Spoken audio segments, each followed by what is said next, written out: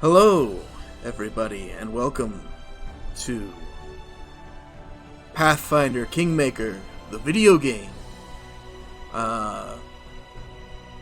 So a few things to note. First of all, this is the first time I'm using this little model that you see. As you should well know, anybody who watches my channel should be familiar. I am, in fact, an actual bowling pin. And this is just my face. There's no editing on this. This is actually me. This is my face cam, my face reveal. Second, this game is based on a module for that tabletop RPG, Pathfinder Kingmaker. And I've not played through the video game all the way through. But I've played through the first chapter of it just to kind of get a feel for the game, and I can already tell you there are a lot of differences between the module and the game here, the video game. And let's just get into it, you know? We're going to start a new game here. We're just going to do the main story, and we're going to go through it together.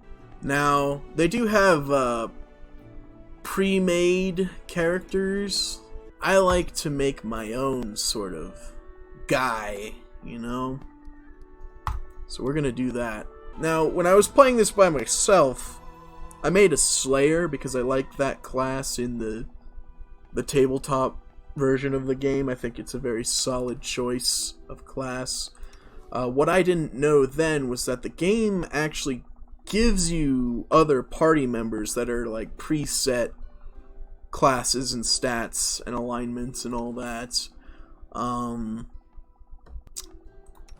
they ended up not really meshing well with what I wanted to do, which I wanted to be like a stealth slayer that scouts ahead and then sneak attacks, but it doesn't really work well in this game to do that.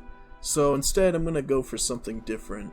I love the expression on this guy's face. Like, yeah, I'm casting a spell. What of it? Yeah, I got a magic wand. What is that a big deal or something? Forget about it.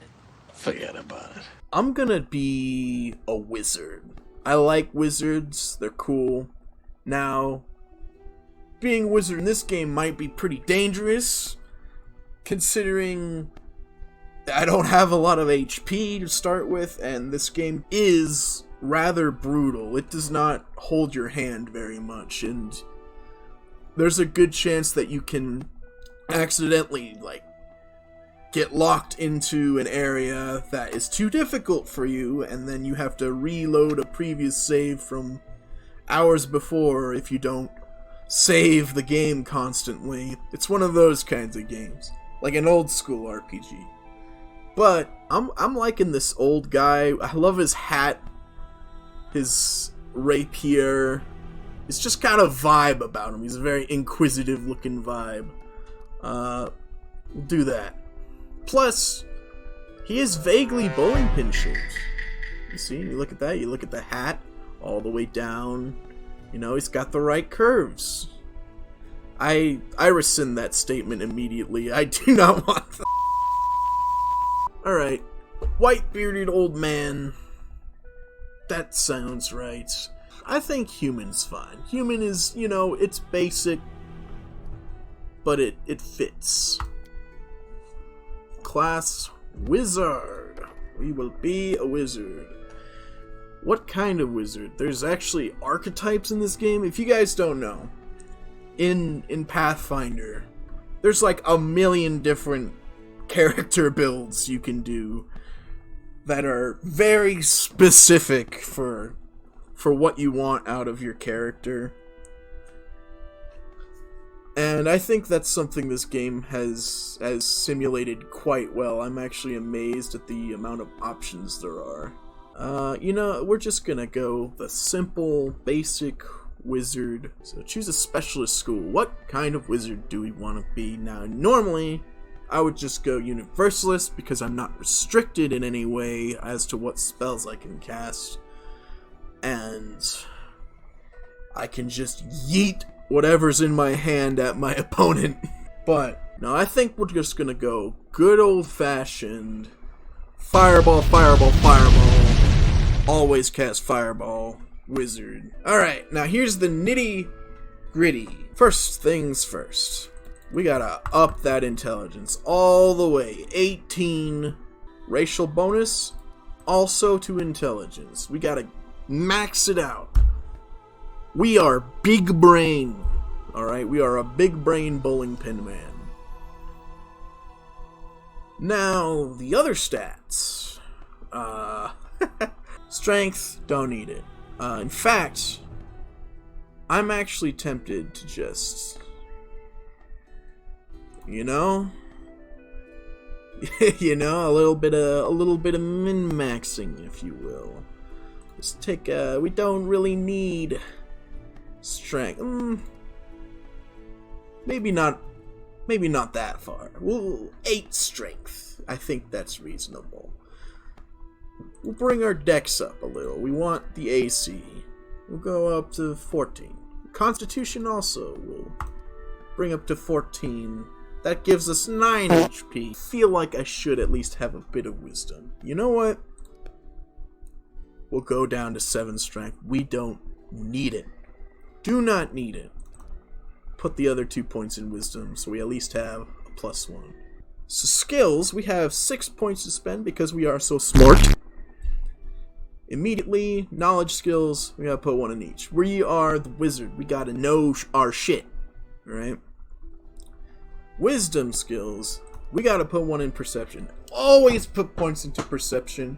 Lore is good.